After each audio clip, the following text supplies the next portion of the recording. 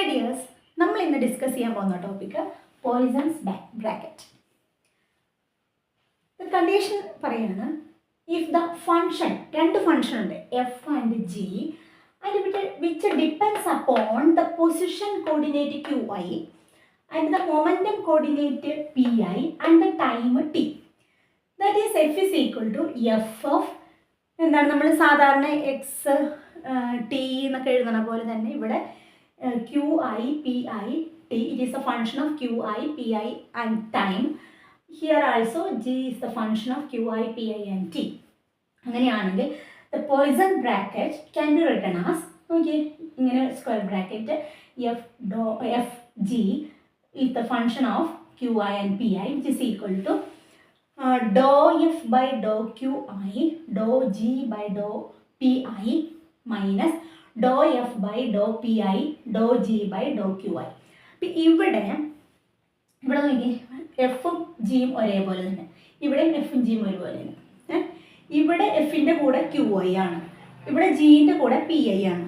അത് നേരെ തിരിച്ചിടുക, എഫിൻ്റെ കൂടെ ഇവിടെ പി ഐ ആയി, ജിൻ്റെ കൂടെ ക്യു ഐ ആയി. അത്രയേ ഉള്ളൂ കേട്ടോ. ഇനി നമ്മൾ അടുത്ത് ഡിസ്കസ് ചെയ്യാൻ പോകുന്നത് the total time derivative of F of Q I P I and T. ഇതിൻ്റെ ടോട്ടൽ ടൈം ഡെറിവേറ്റീവ് എങ്ങനെയാണ്?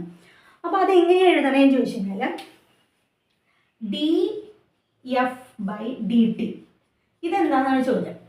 പക്ഷേ സാധാരണ രീതിയിൽ നമുക്ക് അങ്ങോട്ട് ചെയ്യാമായിരുന്നു, പക്ഷേ ഇത് ഈ മൂന്നിൻ്റെയും കൂടെ ഫംഗ്ഷനാണ് Q I P I and ടിയിൽ. അപ്പോൾ അതുകൊണ്ട് തന്നെ നമ്മൾ ചെയ്യുമ്പോൾ സമ്മേഷൻ ക്യു ഐനെ വെച്ചിട്ട് പാർഷ്യൽ ഡെറിവേറ്റീവ്സ് കാണണം, പി ഐനെ വെച്ചിട്ട് പാർഷ്യൽ ഡെറിവേറ്റീവ്സിന് കാണണം, അതുപോലെ ടിയും വെച്ചിട്ട് പാർഷ്യൽ ഡെറിവേറ്റീവ് കാണണം. Del F by del Q I, then ഇവിടെ Q I dot, what is Q I dot? D Q by D T plus del F by del P I. P ഐൻ്റെയും ഇതേമാതിരി derivative എഴുതാം, P I dot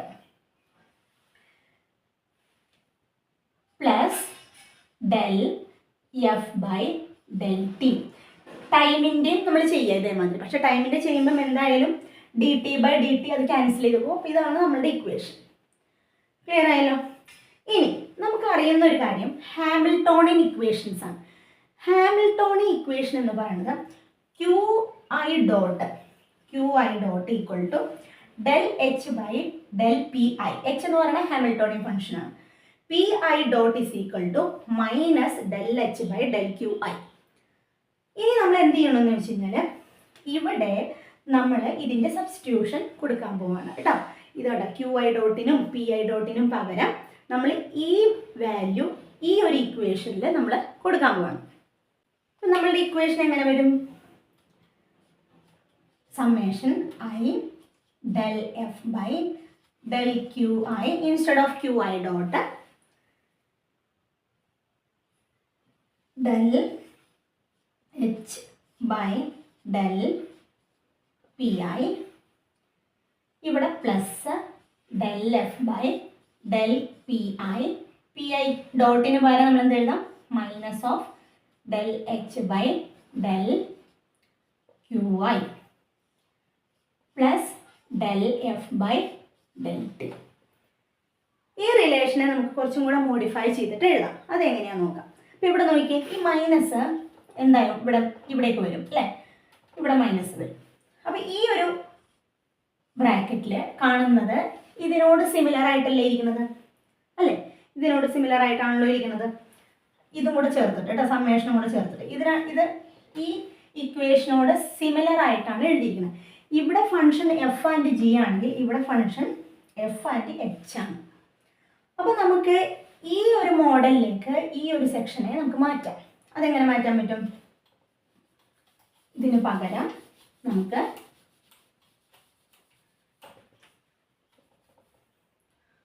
Poisson bracket four എഫും അതുപോലെ തന്നെ h plus del F by del T.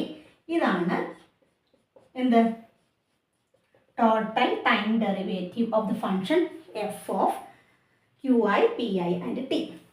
Clear ആയല്ലോ? Okay.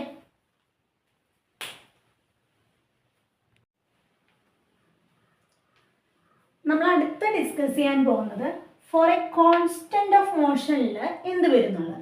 Four a constant of മോഷനിൽ ഈ d F by D t total derivative of the function എന്ന് പറയുന്നത് എന്തായി മാറും? 0 ആയി പോകും. അപ്പോൾ 0 ആണെങ്കിൽ നമ്മുടെ ഇക്വേഷനിൽ ഇവിടെ എന്തായിരുന്നു? ഇവിടെ ആക്ച്വലി നമ്മളുടെ equation d F by D t എന്നായിരുന്നു അല്ലേ? അപ്പോൾ അത് 0 ആയപ്പോൾ എന്ത് സംഭവിച്ചു? ഇത് 0 ആണെങ്കിൽ ഈ Poisson bracket of F and Hamiltonian plus del F by del T എന്ന് പറയുന്നത് എന്തായി? 0 ആയിപ്പോയി. Okay. If F is not depends on time, അതാണ് if F is not depends on time, that means ഈ ടേമില്ലേ D F by D T അതെന്തായി പോകും? 0 ആയി പോകും. അപ്പോൾ അത് 0 ആണെങ്കിൽ നമ്മുടെ ഈ ഇക്വേഷനിലത്തെ നമ്മളുടെ ഇക്വേഷൻ എന്തായിരുന്നു? F H Poisson bracket of F and H plus del F by del T equal to 0 എന്നായിരുന്നു. ഇത് 0 ആയി കഴിഞ്ഞാൽ എന്ത് വരും? പൊസാൻ ബ്രാക്കറ്റും എന്തായിപ്പോൾ? Poisson bracket which contain the Hamiltonian function which is equal to 0 വരും. അതായത് ഈ ഒരു റിസൾട്ട് നമുക്ക് എപ്പോഴാണ് കിട്ടിയത്? If the function does not depends on time T and is a constant of motion. Constant of motion കൂടെ വേണം, ടൈമിനെ ഡിപ്പെൻഡ് ചെയ്യാൻ പാടില്ല. കോൺസ്റ്റന്റ് ഓഫ് മോഷനിലും ആണെങ്കിൽ the Poisson bracket with the Hamiltonian എന്ത് സംഭവിക്കും? vanishes. Okay, thank you.